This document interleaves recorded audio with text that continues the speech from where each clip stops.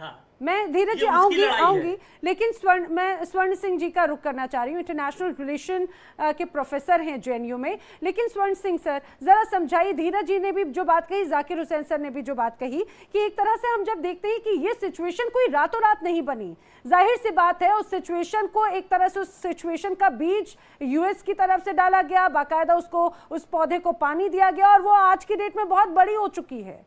वो अब एक तरह से एक ऐसी हड्डी बन चुकी है जो ना निगली जा रही है ना उगली जा रही है, यूएस के लिए ही।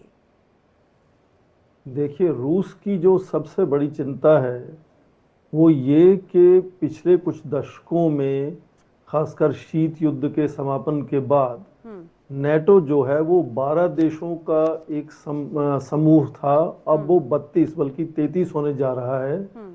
और उसके चलते करीब करीब 600 वर्ग मील वो बढ़ चुका है पूर्व की ओर, मतलब रूस की ओर।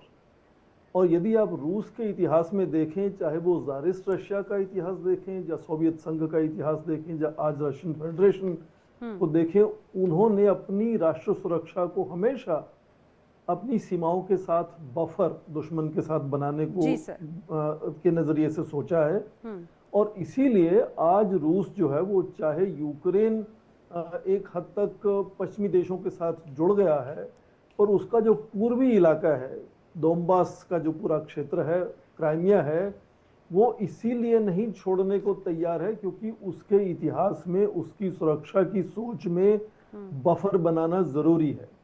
अब हम बात कर रहे हैं दूसरी के क्राइमिया का क्या होगा। दूसरे विश्व युद्ध में क्राइमिया में ही एक बड़ा खूबसूरत शहर है याल्टा।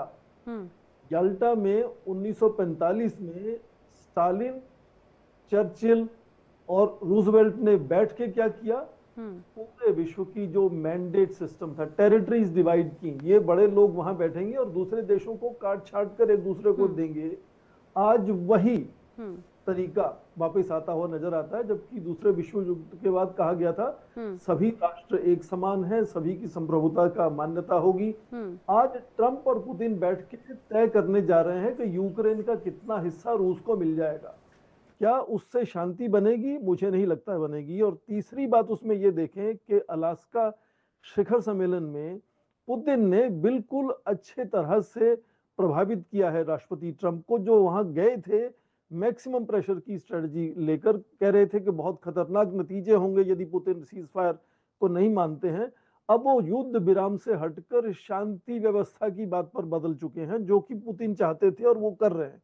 और वापिस आकर क्या कहते हैं कि यदि पुतिन तैयार है और यदि अब ये हमारे ज़ेलेंस्की भी तैयार हो जाए तो बहुत जल्द ही युद्ध को खत्म किया जा सकता है, शांति बहाल की जा सकती है। लेकिन सर क्या ये इतना इजी नजर आ रहा है? सदस्य नहीं बनेगा और ना क्राइमिया वापस मिलेगा, ये बातें यूक्रेन को मान्य नहीं है, तो हम और भी ज्यादा दुविधा में फंसते हुए नजर आ रहे हैं आज। हाँ बिल्कुल सर, क्योंकि आप लगातार इंटरनेशनल रिलेशंस को बहुत नजदीक से पढ़ते हैं। धीरज जी ज्यादा बेहतर बता पाएंगे कि वो जो एक नोबेल प्राइज पाने के लिए जो शांति या फिर डील मेकर की जो भूमिका में वो नजर आने की कोशिश कर रहे हैं, आने वाले वक्त में अभी क्या चल रहा है, मैं उनका रुख करूं। लेकिन स्वर्ण सर, आप चूंकि जेएनयू में इंटरनेशनल रिलेशन के प्रोफेसर है सर, एक चीज, एक क्वेश्चन बार बार मन में आता है, क्या यूक्रेन, खासतौर से अगर हम बात करते हैं वेस्टर्न की सुरक्षा गारंटी पर, क्या भरोसा कर सकता है? क्योंकि दूसरी बात ये, बार बार ये भी लोग कह रहे हैं कि भाई ये कहीं बुडापेस्ट मेमोरेंडम जैसी गलती ना हो जाए। इसको जरा कैसे देखते हैं, इसको जरा समझाइए। आपने जो जिक्र किया वो बहुत दिलचस्प है। 1994 में जी यूक्रेन जो था वो विश्व का तीसरी सबसे बड़ा जखीरा था परमाणु अस्त्रों का उसके पास। अमेरिका, रूस के बाद जर्मनी, फ्रांस और ब्रिटेन और चीन से भी ज्यादा हथियार थे उसके पास। वो उस वक्त नया राष्ट्र बना था, बहुत उथल पुथल थी अंदर, संभाल नहीं पा रहा था, तो उन्होंने सिक्योरिटी गारंटीज ली अमेरिका से भी और रूस से भी, जिसने अब आक्रमण किया है यूक्रेन के ऊपर, कि वो उसकी सुरक्षा बनाए रखेंगे। आपने बड़ा अच्छा कहा कि ये अभी जो सिक्योरिटी गारंटीज की फिर से बात हो रही है, उसमें ही कितना कंफ्यूजन है। अलग अलग आप उर्सुला फॉन डर लेयन की बात सुने, वो कुछ और कह रही हैं, राष्ट्रपति ट्रंप कुछ और कह रहे हैं, ज़ेलेंस्की कुछ और। क्या वो नेटो जैसे आर्टिकल 5 में attack on one is attack on all, उस तरह सिक्योरिटी गारंटीज होंगी या नहीं होंगी, और उस तरह से सिक्योरिटी गारंटी देने के बावजूद भी क्या जेलेंस्की अपनी 20% जो भूमि है यूक्रेन की, जो आज रशिया के काबू में है, क्या वो देने को जी मुश्किल बनी रहेगी आने वाले समय में? ये